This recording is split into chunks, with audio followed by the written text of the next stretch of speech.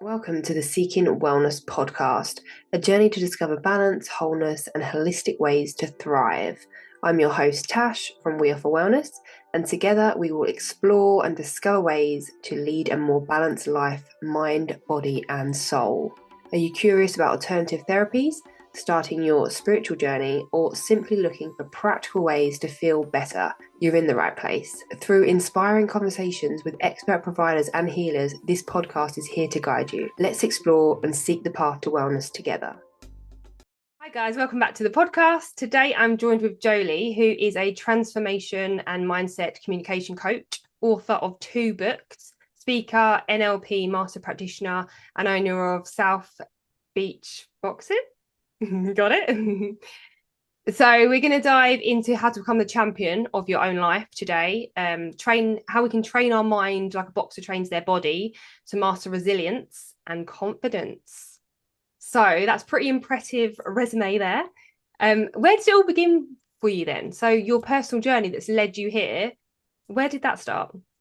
Well, I love hearing what you said because teaching people to be the champion of your life, right? And then what does that take? So, and then you said impressive resume. So it's like, and then everyone wants things now, right? So, but I'm a lot older. So it's, you stack it. The reason why I have that impressive resume is because I've been doing the same thing for almost 40 years. So it's not to disempower anyone that's just starting. It's because that's their journey. They just got to stay in the journey and stick with it. So coming from that, my journey didn't start in wellness, right? A lot of us that are in it come from adversity. We were either sick or not healthy.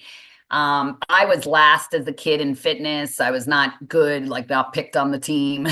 And I hated being last. So I was like, I am not going to be last anymore.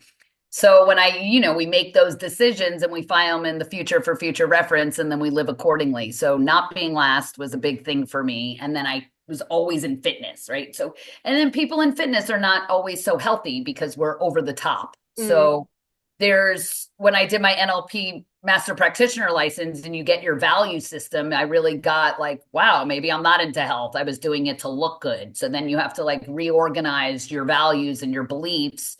For instance, I valued freedom over health. And if I want to do what I want when I want, well, then the cookie wins over the salad.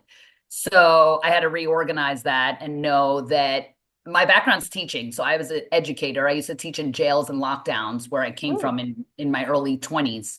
And I came from adversity, which is why I wrote my books on boxing, because boxers come from adversity. And I learned what to do I was a product of ask your doctor if it's right for you. So when I was 15 and I was a teen, and then I was like, I'm not going to be last. So I was working out, but I was chasing the wheel of like, I got to be fit, but I wasn't so healthy. And I ran away at 15. So I did not live in a happy household. And I was always running away. I was always running. Like I did not want to be home. I didn't want to be in my house. And then where was I running to? Right. So I had lots of meds. They put me on tetracycline for 6 years as a kid when I was a teenager for my skin. So that's what they gave you. You go to the dermatologist, they give you a medicine, and then you go take it. So I was on tetracycline for 6 years, never helped your skin, right? The meds never really help what they're supposed to. And then they put me on birth control for bad periods, which is horrible. And then they put me on Paxil, which is an antidepressant because I was 17 years old and I just probably needed a smack, it was like bad periods and brattiness. So I'm on all that stuff. And then, one med leads to another med, and then they don't work and they never solve your problem. And then I started to wake up around, I was like 24, I would say. So that's like almost 30 years ago. And they started advertising. The first advertisement on the commercial for a drug was the purple pill. It was the Nexium. And it's so great to like start waking up, right? Because whatever's in front of our face, we might not see it if we're not ready to receive it. And I was like, wait a second. So I go to the doctor because I always had a sore throat. I was teaching and my throat was always a mess. And then my stomach was a mess, of course, because I was on Paxil, birth control, and tetracycline. And I went to the doctor. He didn't even look at me. And he was like, oh, take He said Nexium, not the purple pill. And then I was like, Nexium, that's the purple pill. Wait a second. And I was like, then I went to the grocery store, the drugstore, and I saw like antacids and everything was at the front. And I was like, wait, he's telling me to take this. Now it's all at the front of the grocery store. It's all like what they're pushing. It was all that antacid. And I found a book called Natural Cures They Don't Want You to Know About, which changed my life. I'm sure it'll apply now, even though I read it in 98 or something. Where it really talked about food and drug, and really, I mean, 300 pages of food and drug, where it's the food is you eat the food and you need the drug, and just the whole corruption behind the food and drug. And I woke up. I got rid of everything. I started taking health into my own hands. And I own a gym at this point. When I was 24, I quit teaching and I got into the boxing. Because when I was a teacher, I would teach kids to fight so they don't. That's actually when you teach kids to fight, they get confident and they don't fight because only bullies fight and they're cowards. So I was in fitness because teaching didn't make a good living. So after school, I taught fitness, and then I was able to meld the two together and have a boxing gym and school my way. So then I started getting healthy, not just fit, waking up and going off my meds and going, wait a second, let me see how I can cure my acid reflux without these purple pills, which I never even took that purple pill.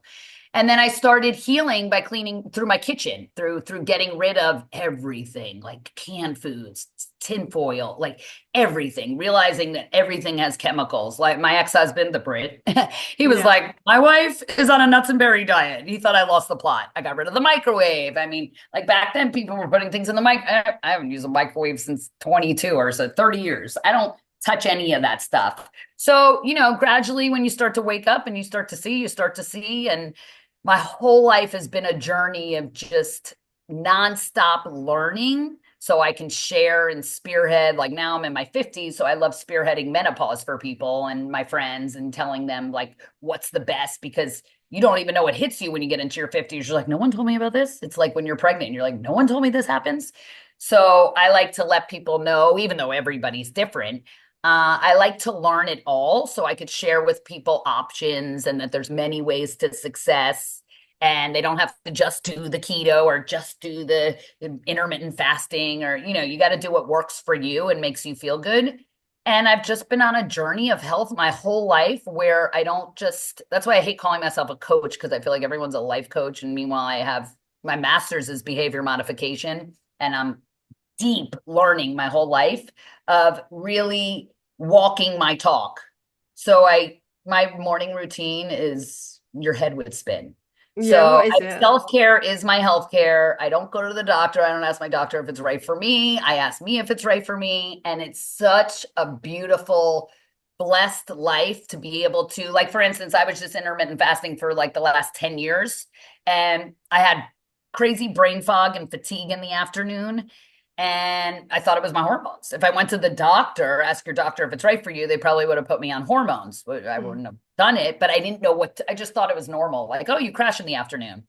So now I switched to doing like, I switched my window, my eating window versus my cleansing window. Now I wake up and I run right to the kitchen and have 30 grams of protein, and my whole life changed. So now I have no afternoon crashes. I have no brain fog. And I'm like, that's amazing. Let food be your medicine. Like, people don't realize that everything you need is inside of you. Everything. We are a pharmacy. We release more chemicals. I think over 1,400 chemicals in our body. Every emotion produces a chemical.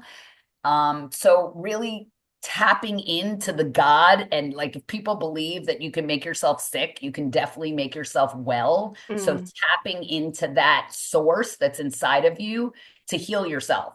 So now when I do it, I'm like, I feel like I'm a magician, like a medicine lady, because I'm like, I didn't go to the doctor. I don't need a doctor. For me, a doctor is a middleman for pharmaceuticals. So I don't really, and God bless them, because they probably went into it to heal, but they don't learn herbology, breath work, meditation, supplementation, regulating your nervous system, lifestyle, emotions, and that's everything for your health. Yeah, so they don't look at everything, do they? They don't look at you as a whole person. They don't look at anything. They haven't really got the time. They just give you a medicine. They just give you a drug.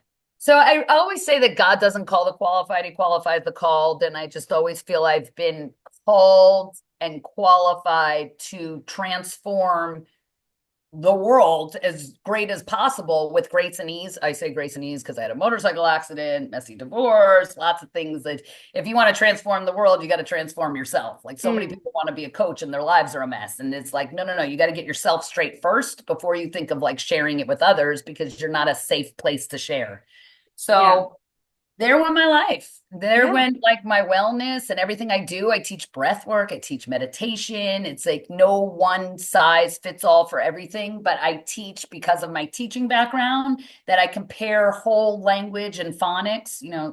Yeah. Yeah. so in schools, right? It's like the difference. Do you teach your kids phonics or do you teach your kids whole language? Both. You got to teach them both. You got to teach the parts to the whole and you got to teach the whole of the parts. So same with your health. You can't just say, oh, I'm going to do a liver detox. Oh, I'm going to do a colon thing. Oh, I'm going to do intermittent fasting. Like there's not one thing that's going to fix. You have to do everything. And Mm. then people are go like, that's so overwhelming. Like, how do I start with everything? Well, like you don't do everything at once and you're moment to moment living your life. So everything you do, you say, is this helping me or hurting me? Is this contributing to my health or taking away from my health? Yeah. So you kind of do everything at once, yet you can't master it. Breath work is one word, yet how does someone learn breath? It's taking me my whole life and it will take my whole life. I'm not going to live long enough to master breath work. And it's one word. So words are so limiting because we think like, oh, I'll go do breath work. But no, it takes your whole life of practice every day. And you got to stack it to regulate your nervous system. Yeah. And that's where it's at. The key Yeah. to health is regulating your nervous system. Yeah, 100%. And your body like gives you little whispers, right? Before it starts shouting at you, little signs, symptoms. And it's just connecting with your body, right? To see what it needs. And like you said, it's all within inside you. But like you said as well, habit stacking is really great because otherwise it's overwhelming to do all these things. I've done some breath work and breath work facilitating training as well. But I haven't done it in so long. And you just ask yourself, you make all these excuses, don't you? And again, with the mindset, you can just think of a load of different excuses, but really there's no excuse. And they say about meditation, don't they? Like you haven't got time, but that means that you Well, so definitely need to many people meditate. say I try, right? I was one of them. I used to be like, I try, I can't do it. I try, I can't do it, right? And same with the monks on the mountain. They try and they're doing it. So, right, Yeah. you try and you do it because the trying is the doing it. So I did all Joe Dispenza work. I became a Healy for him. I did all his work a few times. And he was my teacher that taught me to meditate when I was like, I can, I try, I can't. So I love to be the receiver of the information because I consider myself my best skill is my teaching. So I love to take the information and then teach it in a way where people will do it and will feel like they're not just trying, they're doing it and accept that knowing that you do have thoughts and the thoughts aren't going away. So, but the cool thing is now I meditate. I think it's about 8 years, never missed a day. It could be New Year's. I don't skip a day like That's brushing my amazing. teeth. Yeah. And the magic is, people think, oh, sit in silence and you get the answer. No. Sit in silence and you get the answer because you sat in silence. There's usually a delay. I can't say no one gets answers in the silence, but usually it comes after because you did it. So the gold isn't in the meditation. And that's what people are expecting. The gold is how you live your life because you meditate. So I get to now see, no, it's very hard to piss me off and react me because the thoughts now are like very in front of me as opposed to like going through me. And I love to see because I've done it for so long, how it's just all running alongside me, like in front of me. And it takes so long, right? 2 steps forward, 2 steps back. I know it's Something not instant like, what am I doing here? gratification, is it? Yeah, it's not Yeah, instant gratification, which is what you want. You don't sit there and think, oh, it's just amazing. I feel amazing now. You just got all these thoughts. But like you just said, it's a keep on doing the resilience. Then you become a bit separate from your thoughts. You can notice you've got a mindfulness, more presence in everyday life. So with exactly. with mindset, that's a massive, obviously, part of your life and has been. So what do you think made you? What was like the situation where it all came from, where you knew that right, I really need to transform my mindset or concentrate on my mindset? Was that when I don't know, you ran away from home? Did you start looking into your Yeah, so mindset I was then? always like, not to, I was always an overachiever, like a super badass in my life. Like I always had to like get an A, get it. My mom was super strict. I get a 99 on a paper. She'd say, why didn't you get 100? Right. But when you're a kid, it disempowers you because you think now I'm not enough. So I always had that never good enough, never good enough. So I had to chase good enough. And then Mm. I did I used to lead for the Landmark Forum. So I did so much work to get to that magical space in between of it's not enough and it is enough and enough for who and who cares and not making things heavy and significant. My mindset is just always, well, number one, I'm super clean in my diet. So my mindset's clear because I'm focused and I got a clean diet. Mm. And my mindset is also clear because people always go, you have the best willpower. I'm like, no, no, no. Willpower is like stupid. It's like we don't depend on that. My willpower is my willpower because my integrity is so strong. So if I say I'm going to do something, I do it like hell over high water. And that's what it takes is people honoring their word because everyone has these dreams and wishes and they don't come true because they don't honor themselves. So everyone's running around like, I want a six pack. I want your six. I want to eat healthy. I'm going to be healthy. But like, what are you doing to make that happen? Has it ever happened before? How do you know it's going to happen now? When was the last time you had it? So I'm like a question machine because that's how Mm. you get the answers. The answers are my second book is 1,000 questions to ask yourself to become the champion of your own life. So Mm. it's all about the questions. So through all my training and through so much stacking of training where you start to get wise, right? Wisdom is all about not having your past experiences charge you anymore. And then wisdom's not promised to the age, it's promised to the age when you work harder on yourself than you do on your job. Life becomes easier. Mm. With the becoming the champion of your life that you've mentioned as well within one of your books. So what does that mean? Becoming the champion? Yeah. So the book is called 101 Rules to Being the Champion of Your Life. And it's, everyone's like, oh, I'm ADD. I don't read. Good. We're all ADD. That's what like the marketing is set up to make you ADD. We got to scroll, we switch, we all, no one wants to sit and read a book for hours unless it's like a novel and then that's their joy.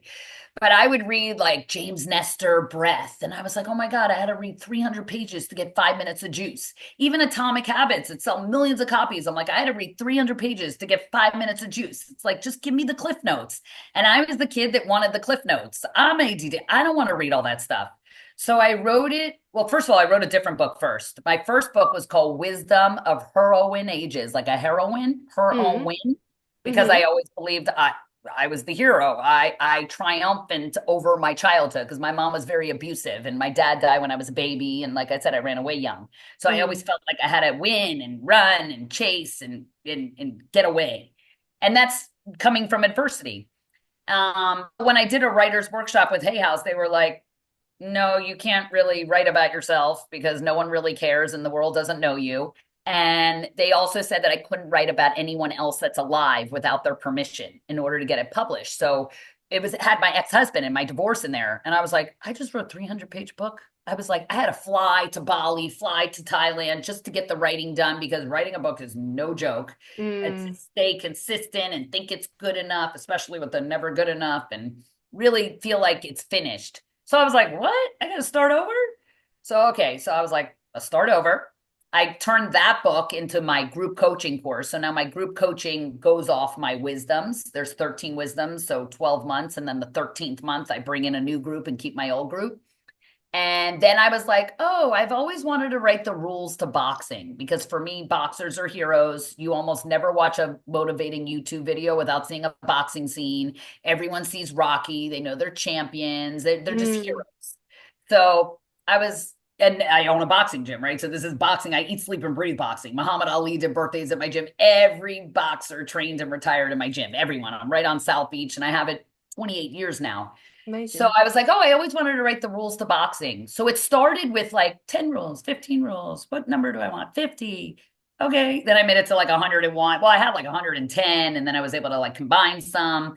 And I had flashcards all over my house. My employee would come over and he'd be like, he had a headache. He's like, I gotta go. Mm. And I got the quotes. I just started getting ideas like, oh, famous boxer quote, because that's what's so motivating. And then I kept that ADD, no one wants to read. So it's a one a day read open to any page. So like I just opened have so funny. I always open to have patience.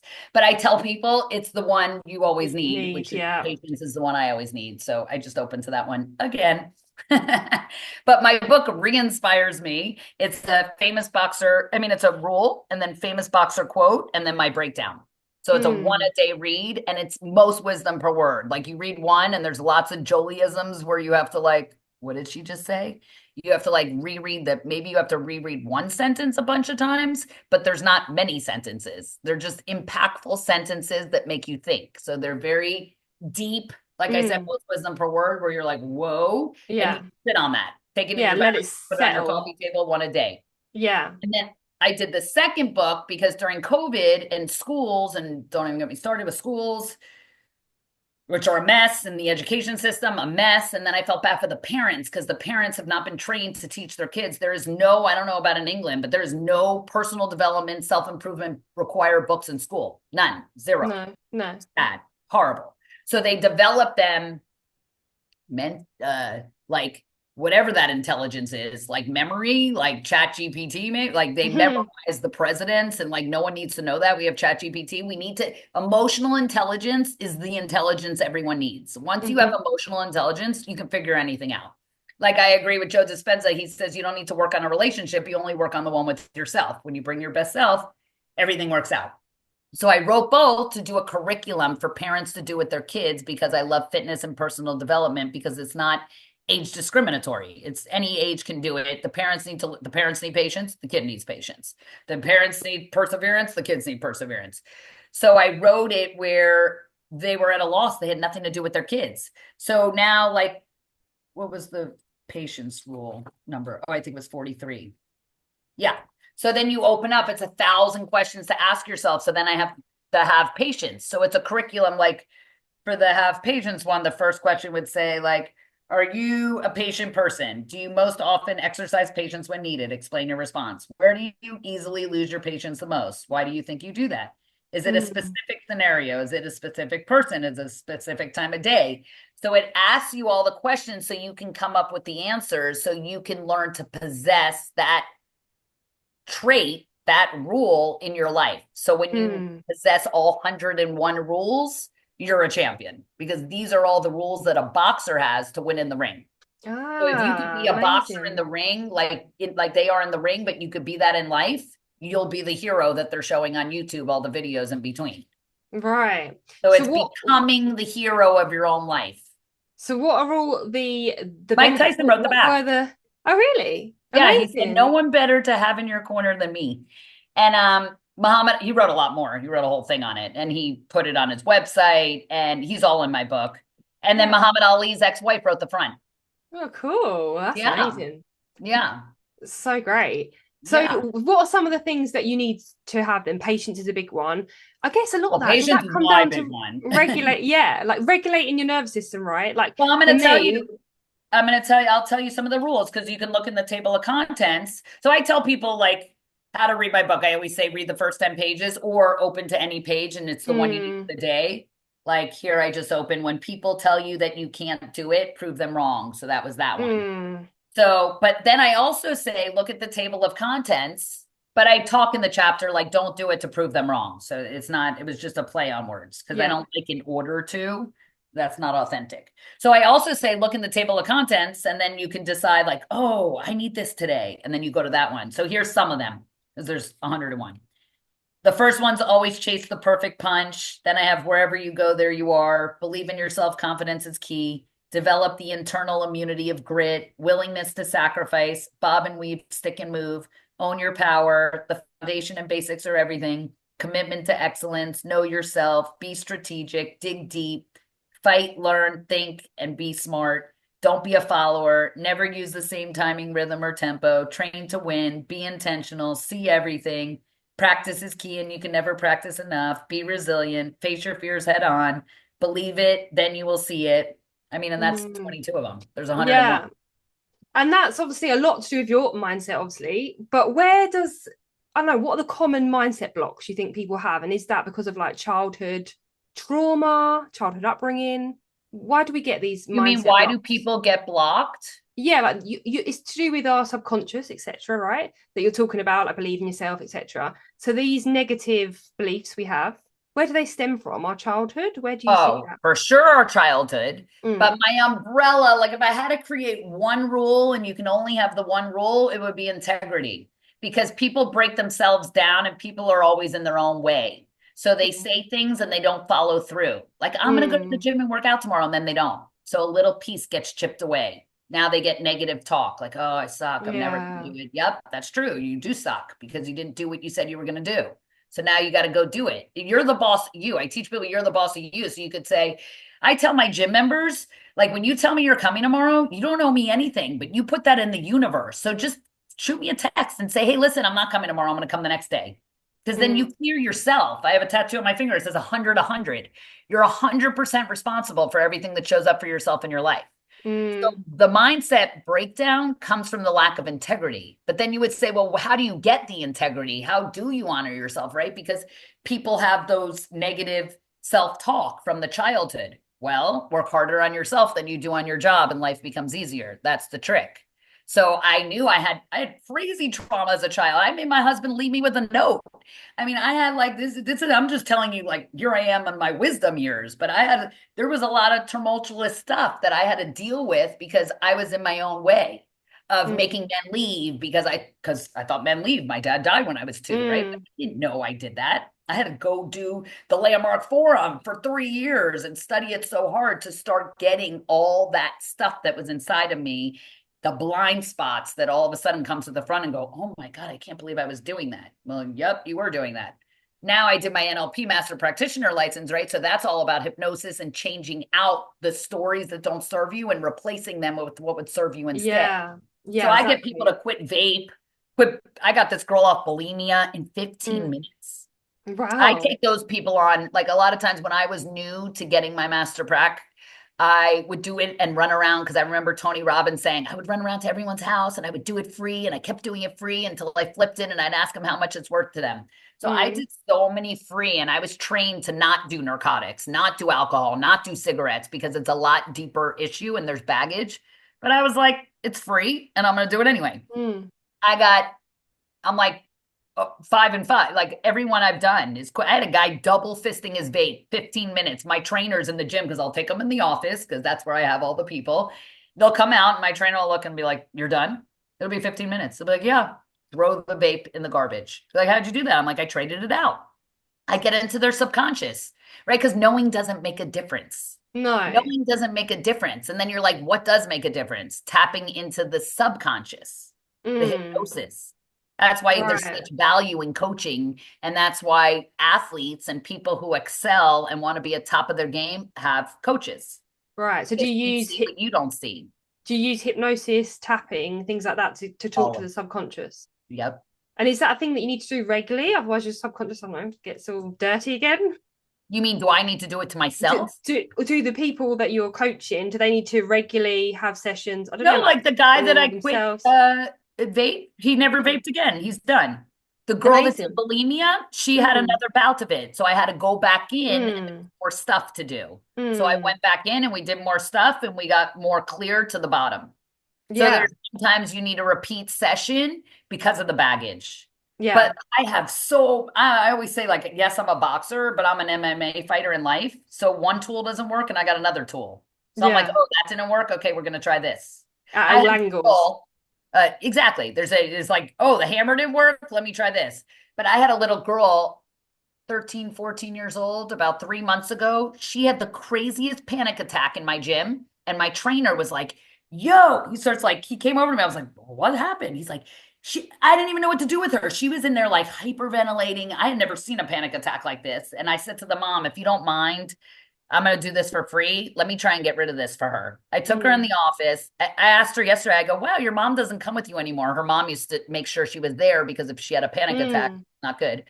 I said, I'm admit your mom doesn't come anymore. You don't have panic attacks? Never had a panic attack again. Never Amazing. had one. I took it out. I just took Yeah. it out. Yeah, That's it's it. brilliant. Yeah. It's Changed amazing. people's lives, yeah, in so many ways. Do you That's why I think, love Richard Bandler. He's my hero oh, I because don't know who that is. Who's he's the that? creator of NLP. He's in Oh, okay. London. He works out of England. Oh, That's where okay. all his seminars are. Yeah. So he comes to Orlando once in a while. He created NLP with John Grinder. Okay. And he was doing things that nobody would believe were possible. And he had like Tony Robbins had no degree. Richard Bandler had no degree. Now they're throwing doctorates at them. So, I mean, now he has a PhD, but they like give it to you because you're so good. But he would go into like mental homes and psychiatric wards and tell them like, give me your craziest patient. And they would look at him like he's crazy and he would just reframe it. Mm. Yeah. Flip it over. One little thing. And they'd be like, how did you do that? One little thing. You get into the subconscious. Your brain is faster than you think. So we slow it down and we get in and we switch it out because we make pictures. Everything's a picture. So it's Okay. basically like, oh, you're smoking vape. How do you know it's time to smoke vape? Oh, I grab it in my hand. Where do you carry Mm. it? Where's the urge, right? We start to break down the triggers. What would you rather Mm. do instead? They start to break it down, change it out, Do see the you picture, usually do blow up you the new picture, shrink down the old picture. do you usually swap it, saying that for vapes, etc.? Do you swap it with another habit as such? So the guy that double fisted the vape, I was trying whatever because it was free. So Yeah. I was trying my techniques. So it didn't work switching for him, but what did work was he hates licorice. So I Oh, got him to see the vape as his licorice and I moved it yeah. over. So Yeah, I now hate he went licorice. like I because I'm so trained, I know when you have a shift change. I know when it Mm. shifts. I see your skin tone, I see your eyes, I see where people are like, how'd you know that? I see it all. I see your behavior, everything your Yeah. body doesn't lie. So I get to Yeah. see it. And once I saw he was like, ugh, I was like, all right, I got it. And then I future test. I go, okay, so Yeah. when you go home and you grab your vape, and then I already prepare them. I'd say bring every single one you got, every one Mm. that you have in your house, even the one hidden in your side drawer, Mm. bring them all, get ready to throw them out. They bring them and I prepare them. I set the stage for the whole thing. Yeah, it's amazing. Yeah. Do you think your resilience and your strong mindset and just everything over the years would be a bit different if you had a different upbringing? Do you think that really carved Funny you? you say that. I said to my sister, because my sister was very abused, and I said to her the other day, I said, you should be really grateful for mom Mm. because you would have never been the mom you are if you didn't have your mom. And she wrote, it's hilarious what she wrote. She was like, I ain't going for that. But I've done so much work, not to say that she hasn't, because she's an amazing mom. She wrote, I love you and thank you for that. Grateful for mom having me and don't judge her for the way she was because she had a tough life, though I am not grateful I had her for a mom. Not my vibe, though nice to be a grateful, positive person. Oh, I was half like, all there. right, she ain't going for that. So I definitely would have, right? That's why I teach people a butterfly flaps its wings in China and causes a tsunami. Like, really be grateful for the good and the bad, because if you want to take out one thing, you have to take out everything. You can't just like change one thing and expect to keep the rest. So Mm. I, unlike her, am so grateful for my mom because I would have never been me without my mom. You learn by example and non-example. So that's why people, you say, how could you have one kid that goes this way and one kid that goes that way? Well, that's how they learn from example what to do, and then they learn what Mm. not to do. So there's Yeah. billions of possibilities of what can happen. That's what a computer's all about. It's O's and ones. So the possibilities are endless. Mm. So then you just choose another possibility and change it out. Yeah. Do you think maybe there's a point where you're always wanting to be stronger, stronger, better, better, I guess, that you can lack compassion and like sit there and I don't know, lack compassion with yourself because you want to be stronger, stronger, stronger. I need to be better. My mindset. 100%. Is there a point Part when of you're where like, the patience chapter re-inspires me, because I mm, read a line in there where I was like, I almost teared up in my own words because I was like, it says, in order to be patient with others, you have to be patient with yourself. And I was like, ugh. mm, And then I was like, oh, that's right. I'm not so patient with myself. So this is over time. I'm still that like chase, chase, chase, but I have so much surrender in me now because I meditate, and I didn't believe in God till meditation. Now I'm like such a God lover because I'm so clear that it's in me and all around me. So I have way more of a surrender about me where I don't know if I'd have compassion for me. I don't know if that would be the word, because I'm more like you said, go, go, go. But I have a lot more in due time. The universe has my back. Everything works out. Everything's happening for me. Life is happening for me. I get that whatever this is here to teach me is needed. mm, So I'm very clear on the bigger picture of it all and allowing it to unfold. So that surrender. I don't know how much compassion I have for myself because I'm a fighter and I'm like, get up, do it now. Like there's no talking time is over. And when you're not training, someone's training to kick your ass. So I am mm. very like go, go, go. And then also I meditate. So it Yeah. helps So me. you have the balance, the yin and the Yeah. yang, Yeah. the It takes the edge softness, off but it. yeah, Yeah. but you Where it doesn't can disempower surrender. me, it empowers me. Mm, Yeah. yeah. Okay, and Where talk it to me. used to disempower me before I Yeah, meditated. I didn't yeah, have any of exactly. that. Yeah. Yeah, it was probably too much, wasn't it, on Never one good one enough. It's side? never good Yeah. enough. Yeah. And then I got clear, like, good enough for who?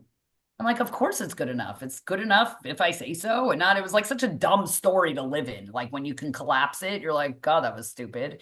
And then to really not live in it, right? Because then I would show up for others and they wouldn't be good enough. So that's not fair to do to the world. I Mm. mean, my whole staff, I have my staff for 25 years. My girl at the front's been with me 25 years through my divorce, through my marriage, through everything. And then my trainers, I have two sets for 13 years, and then I had two others for 13 years. So anyone can interview them. They'd be like, oh my God, the changes in Jolie. They've seen me, transform my whole life and become everything I've become. So it's Mm. nice to be able to look back and have people in your life that have seen you in those spaces. And people can change, people shift. You have to do the work. Yeah. Everything is work. Yeah, we should change, right? We shouldn't be Mhm. stagnant. We should always be changing, Exactly. evolving. Yeah. Talk to me about boxing then. So you love boxing, you own a boxing gym. Why do you love boxing? I love boxing. Boxing is my life, and I love boxing because it's a one-on-one sport. No one's coming to save you. It's one of the rules in my book. I don't know. I don't feel like I was bullied as a kid. Like it's not something I remember, but I am the bully of bullies. I hate when I believe it's probably because, when I do a strength test, one of my top strengths is includer, and I hate when people are left out. I don't know. So it's not, I have that crazy empathy where when someone's sad, I get really sad. And I feel like I am responsible to build up the morale and make everyone have a good time and make everyone feel good. That's why I'm like the Miss Energy that brings the energy to the table. And boxing, that's why I say God doesn't call the qualified, he qualifies the call, because I was this little white girl in all black schools and they'd say, how does this white girl get the kids in order? And I'd say, I let them fight. I didn't even know what boxing was. I thought boxing was fighting. I didn't know.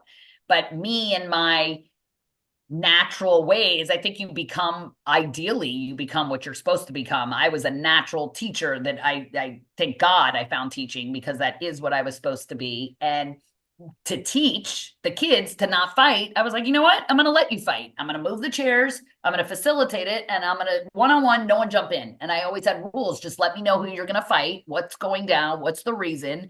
And I'm going to facilitate it. So Mm. there went my whole life, because it was instantaneous results to see the kids bullying gone. My room was literally like magical compared to the other rooms in the school, because they'd be like, oh, my kids were in order. Well, I let them fight. So, and I was in fitness after school, and then I got to meld it. My ex-husband, who was a Brit, was gonna do he was gonna do a business while I was a teacher, and it was gonna be an English pub, a bowling alley, or a boxing gym. And I just heard gym. So I was like, oh, gym, I'm in fitness. Perfect. I'll go every day after school, I'll help out. And then when I saw it was boxing, I was like, I'm like a cheerleader. Remember, I was last in school. Like, I suck. I'm not like this athlete. I was like a spin instructor, but I didn't do punched in the face. You must have been kidding. I would never thought that. So if I didn't know my gym, I probably would have left, because the first time you get punched in the face is like you feel like you drowned. You're like, what the hell is that?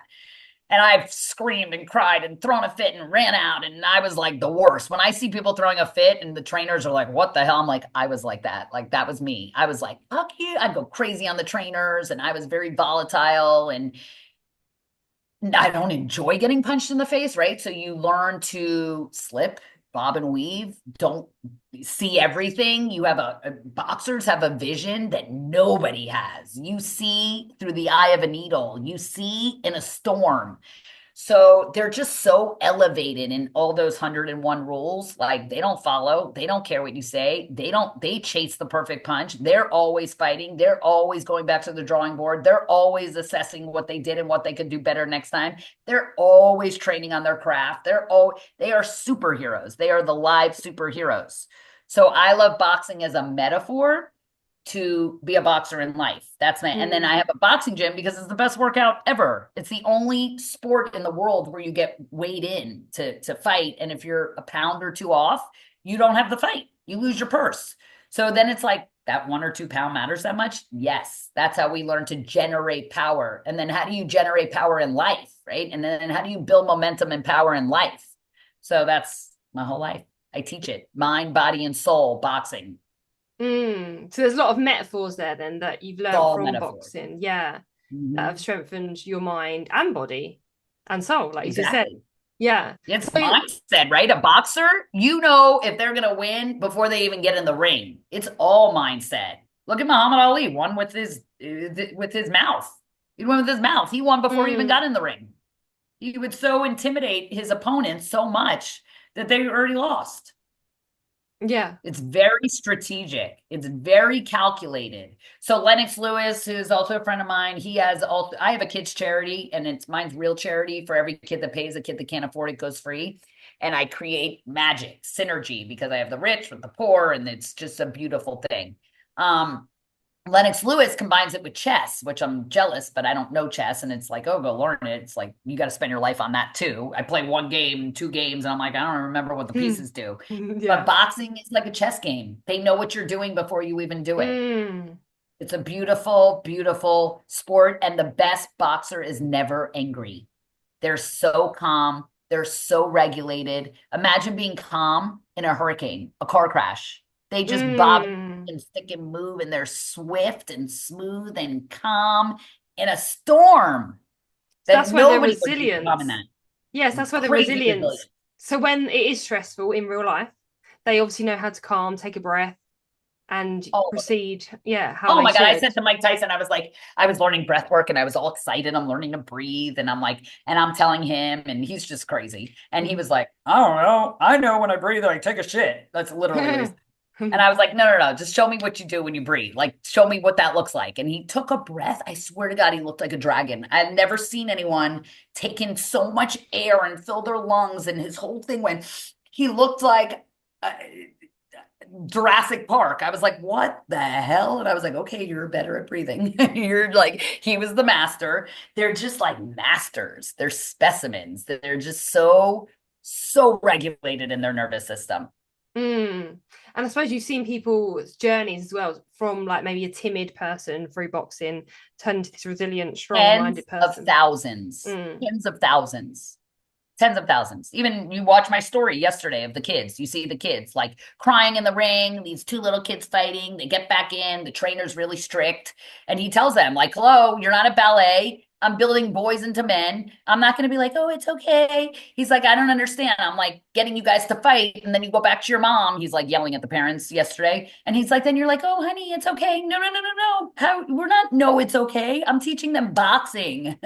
So he Mm. has to educate the parents to not treat their boys like pansies. You know, we're having like boys turn into like girls these days, and girls are turning into boys. And a lot of my coaching, I'm starting a teen group coaching now, and I like to teach gender security. I like to teach girls to be ladies and boys to be men, and what that looks like and what they have to do to be a man, because we need the polarity. We need masculinity and we need femininity. We need to not mess it up. Mm.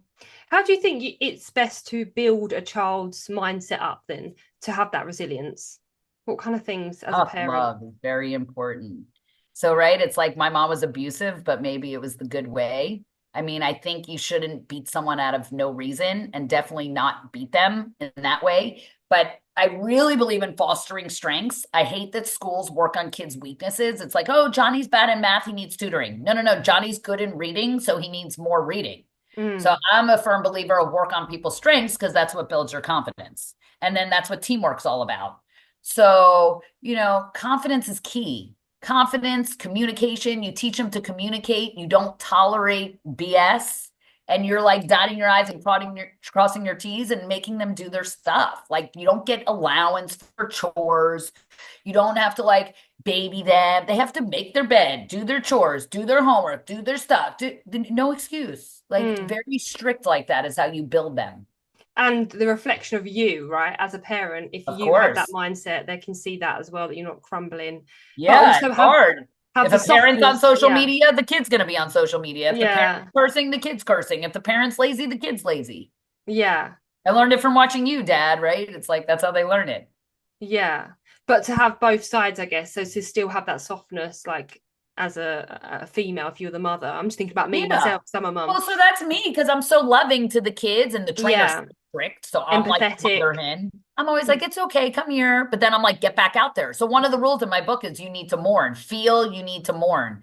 And my trainer's like, fuck that. Get back in the ring. We don't fight. We're fighters. And he's all like tough. And I'm like the soft one that's like, no, we're going to take a minute. We're going to cry for a second, and then you're going to get back out there and you're going to go. So I'm like more like soothing to them. But then get Yeah. back up. Let's go. Talking time is over. How long do you need to cry? You need a minute? Okay, we'll put the timer on. You're going to cry for a minute. And get Mm. back out. Yeah, that's really good because I didn't really have that, to be fair, and I think I could have done with that. I was wrapped up in cotton wool, so it is a bit of a mixture that, yeah, that really shapes you, and even the traumas, like you said, you saw it as a good thing, and you know, pick out all the good things from traumas because they do make you stronger and show Well, you can get gratitude is over. the doorway to abundance. So I got Mm, very clear when I learned to meditate that, when that was another thing I would practice. People go, "Oh, I have a gratitude practice." And I'd be like, "I do, but I run out of things." I'd be like, "Oh, I'm thankful for my pinky.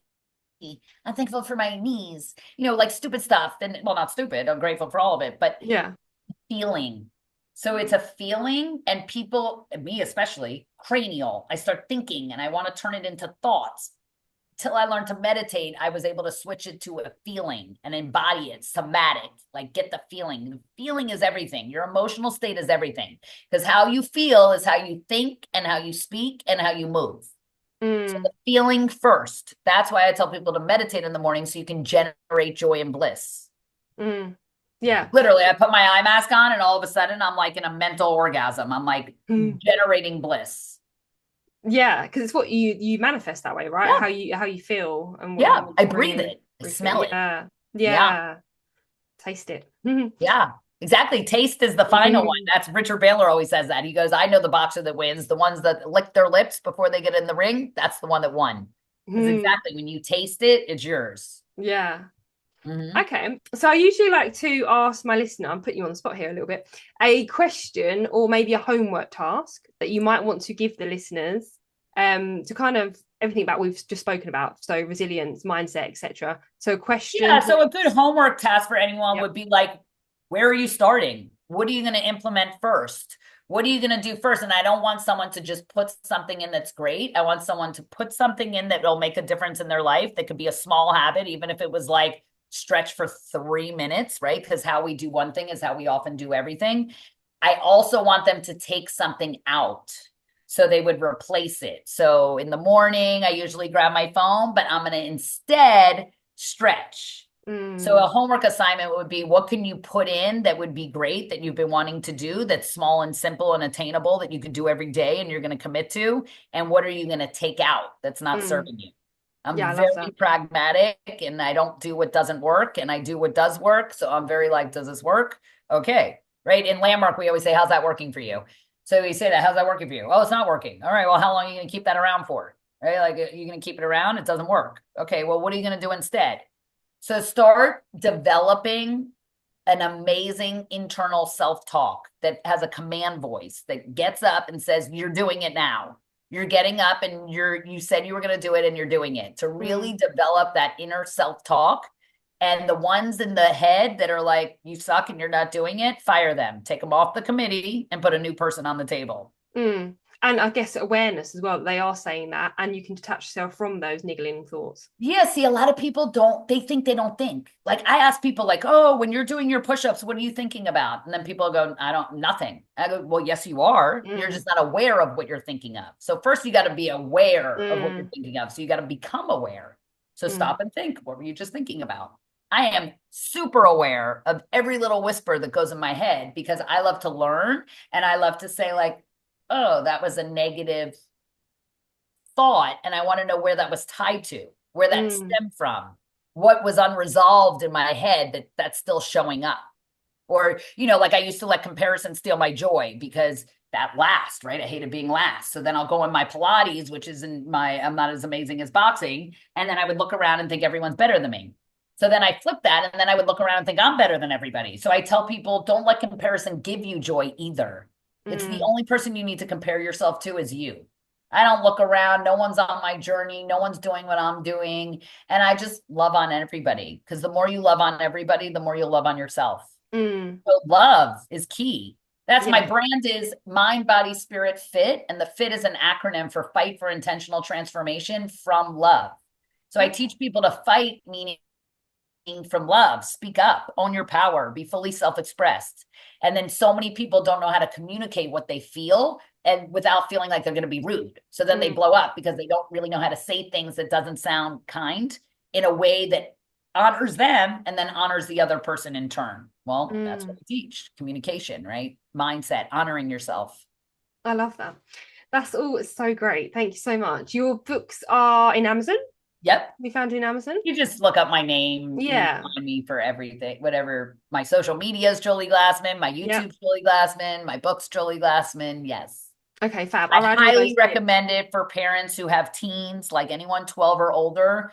It's a necessity. All these kids are getting sent to social workers and getting put on meds, and it's never the solution. It really, really, it's my biggest passion is to get education over medication. I don't even take a Tylenol, nothing.